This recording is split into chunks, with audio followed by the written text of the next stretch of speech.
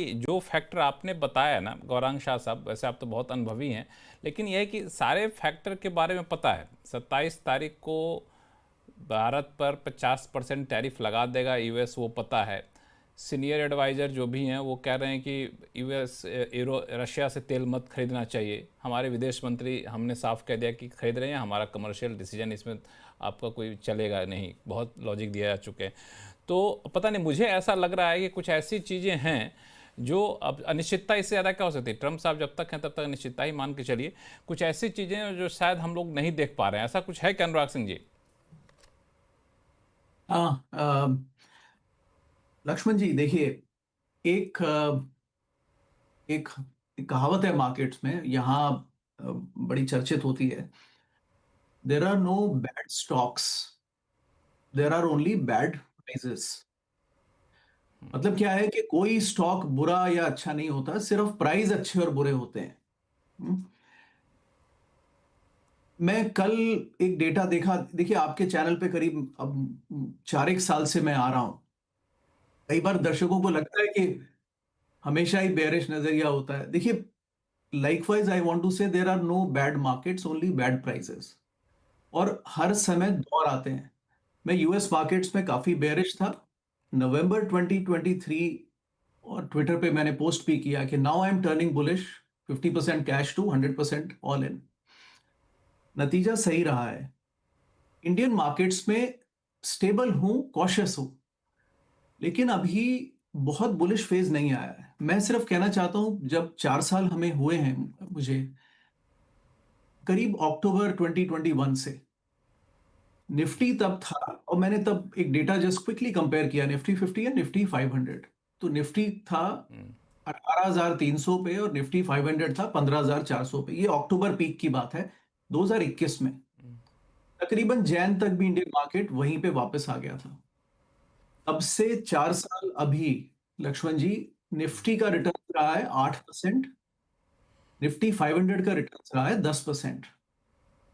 वो कितना है? तकरीबन हमारी नॉमिनल जीडीपी ग्रोथ के हिसाब से रहा है वो, राइट? उसमें इन्फ्लेशन भी शामिल होता है।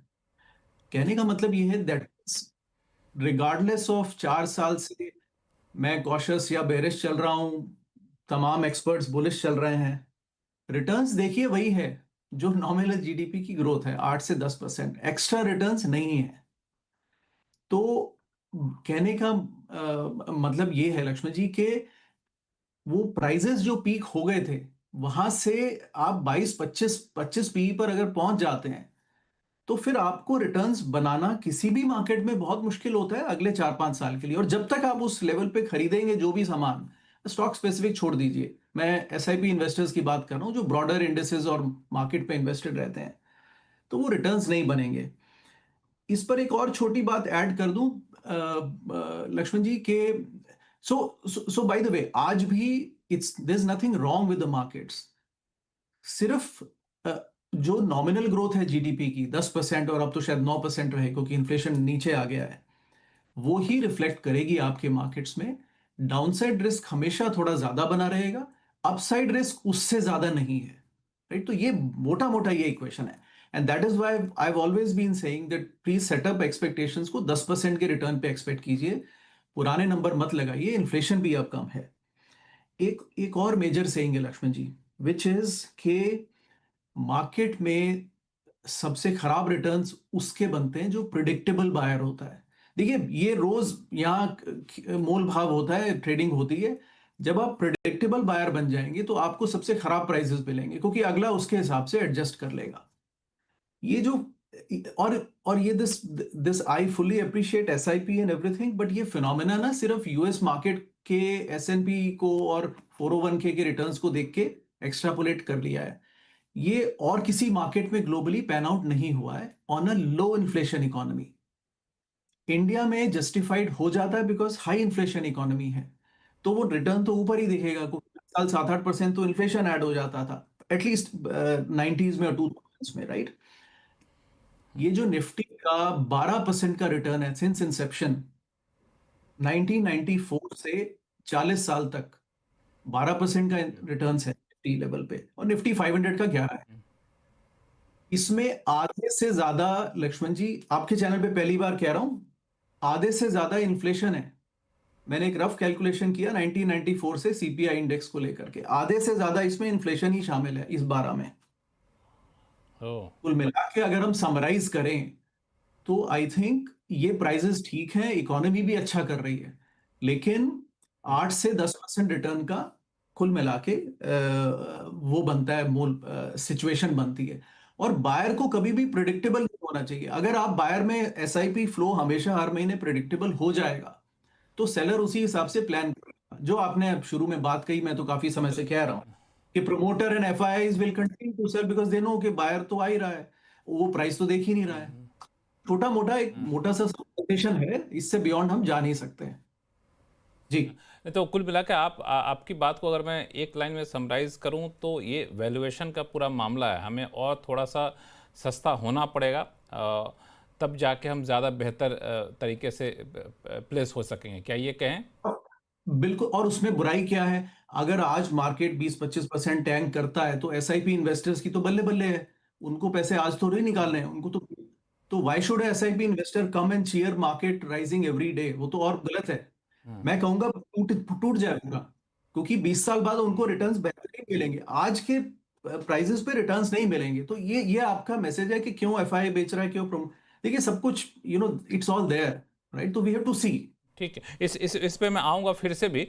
आपने एक और बात कही कि एफआई बेच रहा है, प्रोमोटर बेच रहा है, चूँकि पता है बायर तो मिल ही रहा है। इस पे मैं अलग से डिस्कस करूँगा आपसे इसी शो में।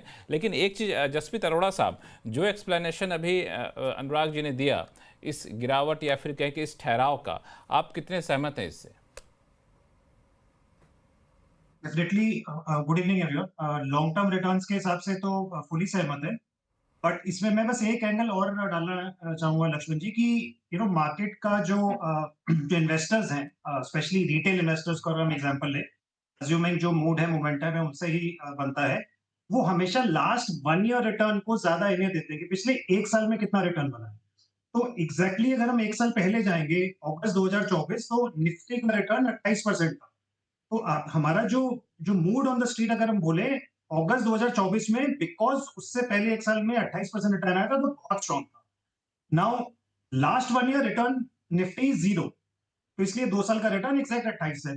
फर्स्ट 28 एंड द नेक्स्ट 0, तो इट्स 2 साल।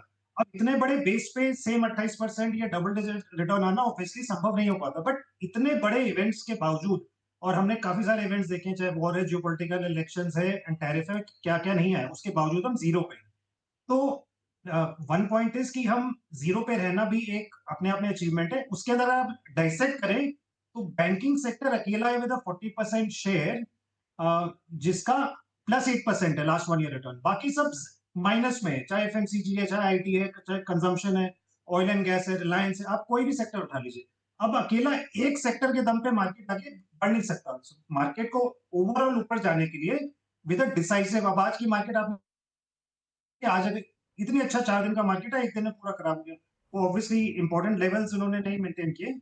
तो पूरा जो स्ट्रेंथ है वो बन नहीं पा रहा है, पूरा मोमेंटम बन नहीं पा रहा। And I am just going back, जो आपने एक्सपर्ट्स ने पॉइंट रेज किया था, जो इनडिसाइसिवनेस है, अनसर्टेनिटी है, वो बहुत इंपॉर्टेंट पॉइंट प्ले कर रहा है। मुझे लगता है कि अभी शायद हफ्ते, 10 दिन, 15 दिन और रहेगा। आई एम सेइंग हफ्ता for the immediate future, because of this जो पेनल्टी लगानी है और जो 25% बेस टैरिफ है, हो सकता है उसमें भी कमती आ जाए। एंड फाइनली जीएसटी रेट में जो इतना बड़ा अनाउंसमेंट कर दिया है प्रधानमंत्री साहब ने, फाइनली उसका कलर फॉर्म शेप क्या लेता है, and as I read today, वो हो सकता है मिड सितंबर से पुल होके अर्ली सितंबर हो जाए। तो I am saying between next week to next 2 weeks, the being the tariff, and then following that, in between अपना prime minister meeting with Chinese counterpart, because he is in China, and हमारी दोस्ती शायद और थोड़ी ज्यादा हो रही है, एंड उसके बाद ऑब्वियसली फाइनल जीएसटी का, I think this will give colour to, but ultimately we are constructive on the market. We've discussed, Lakshman ji, in the 3-4 months back also, this year is going to be stock pickers paradise. Fund managers के लिए बहुत मेहनत का काम है. Individual retail investors, please go through SIP, go through mutual funds, go through advisors. Individually dabble करने के लिए इतना वो देरिंग ना करें.